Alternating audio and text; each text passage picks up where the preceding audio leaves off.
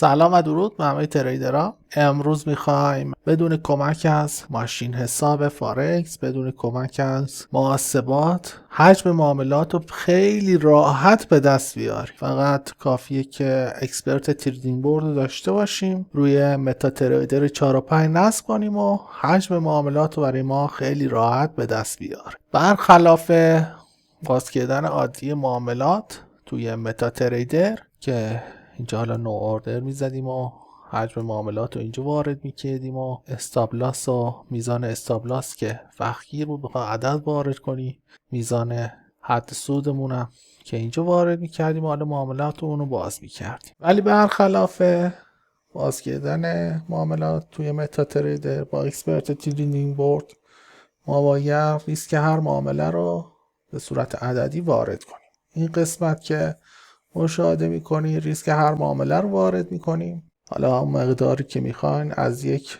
بالاتر تا زیر یک ما میتونیم ریسک هر معامله رو قرار بدیم. بعد باید روی نو استاپ کلیک کنیم تا حد ضرر برای ما مشخص بشه. اینجا نو استاپ هست، این خط نارنجی حد ضرر ما هست و اون خط قرمز حد سود ما هست.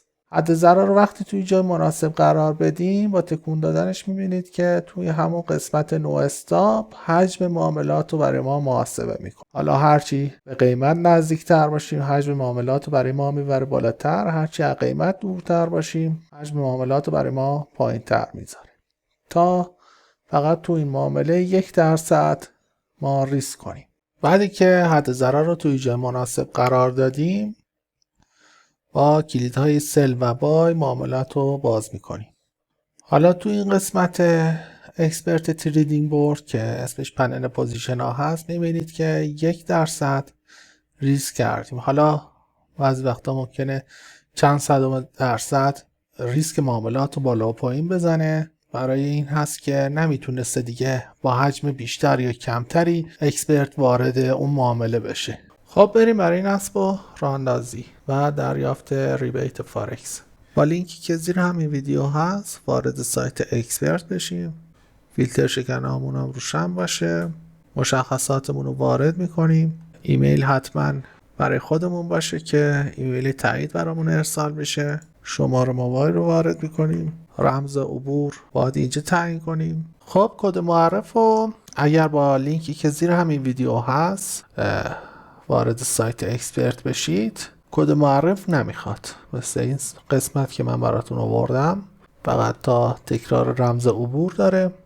خودش به طور خودکار کد معرف رو ثبت میکنه. اگر از سرچ گوگل یا خودتون وارد سایت اکسپرت شدید کد معرف میخواد که کد معرف رو 2316 بزنید که 5% بیشتر ریبیت فارکس دریافت کنید. پس اون دسته از عزیزانی که با لینک ما وارد سایت اکسپرت میشن کد معرف نداره، فقط اون دسته از دوستانی که با سرچ گوگل یا طریق دیگه ای وارد سایت اکسپرت میشن میخوان ثبت نام کنن کد معرف دارن. میتونن این کد 2316 رو بزنن و 5% بیشتر ریبیت فارکس دریافت کنن. خب این تیکو میزنید و کلید ثبت نام رو کلیک میکنید تا بریم مرحله بعد. مرحله بعد ما باید وارد ایمیلمون بشیم. ایمیلی که از طرف سایت اکسپرت برامون اومده رو باز کنیم. این ایمیل حاوی لینکی هست که حساب ما و ایمیلمون رو فعال میکنه. روش کلیک میکنیم. حالا اینجا میتونیم وارد اکانتمون بشیم. ایمیل و رمز او رو وارد میکنیم. خب اکانت ما به درستی ساخته شد.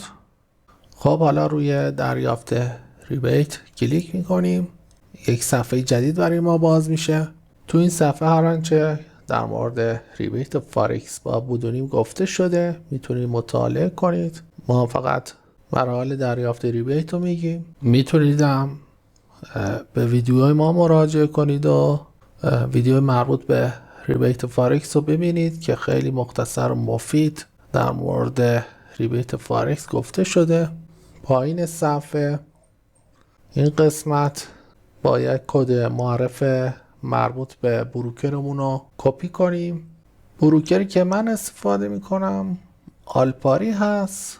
برای همین کد معرفه بروکر آلپاری رو کپی میکنم، وارد صفحه بروکرمون میشیم.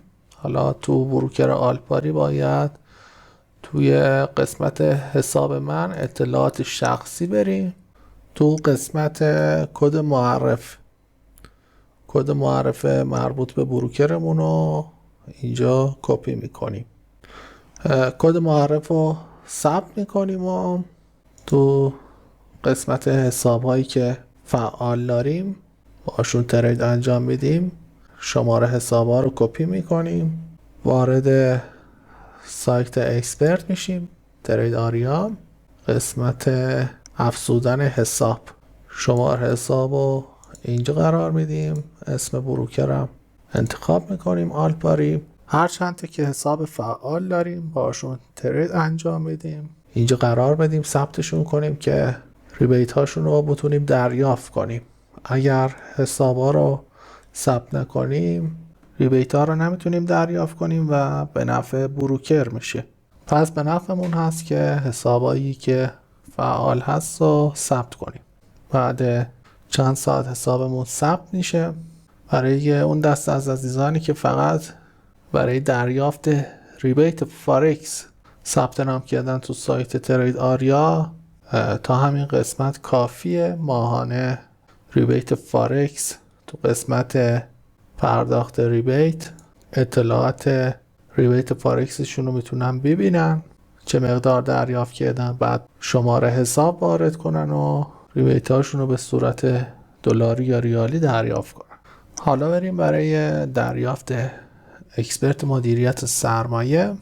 تو قسمت داشبورد بعد از اینکه حسابمون تایید شد لایسنس متا تریدر رو دریافت میکنیم. من حالا متا تریدر 4 استفاده میکنم. لایسنس متا تریدر 4 رو دانلود میکنم. بعد وارد صفحه اصلی ترید آریا میشیم، اینجا کلیک میکنیم، قسمت تریدینگ بورد این قسمت هست. آخرین ورژن اکسپرت مدیریت سرمایه یا دستیار معاملات تریدینگ بورد اینجا میتونیم دریافتش کنیم. دانلودش میکنیم، تریدینگ بورد رو دانلود شد. بعد وارد متا تریدر میشیم، تب فایل، گزینه اوپن دیتا فولدر، بعد وارد پوشه MQL4 میشیم، بعد وارد پوشه اکسپرت میشیم، لایسنس و نرم افزار اکسپرت رو اینجا جایگذاری میکنیم. بعد داخل صفحه نویگیتور گزینه اندیکاتورز کلیک راست میکنیم و ریفرش رو میزنیم، اکسپرت برای ما میاد. حالا روی تریدینگ بورد دبل کلیک میکنیم تا تنظیمات اکسپرت برای ما بیاد. این تیکا رو میزنیم تا اکسپرت برای ما فعال بشه. اوکی میکنیم تا تنظیمات ذخیره بشن. بعد در تب تولز قسمت آپشن، بعد در سربرگ ترید کلید وان کلید تریدینگ رو میزنیم، این تیکم میزنیم، اوکی میکنیم. توی سربرگ اکسپرت ادویزورد تیک اولی و دوتای پایینی فقط میخواد زده باشیم، اوکی میکنیم و تا تنظیماتمون ذخیره بشه. الان اکسپرت کاملا برای ما فعال شده، میتونیم معاملات رو باز کنیم یا ببندیم. اگر هم در نصب و راه اندازی مشکل داشتید با پشتیبانی سایت اکسپرت در تماس باشین تا مشکلتون رفع کنن. خب موردی نمونده دیگه. امیدوارم از ویدیو لذت برده باشید. معاملات پرسودی و پشت سر بذارید. تا ویدیو بعدی، خدا نگهدار.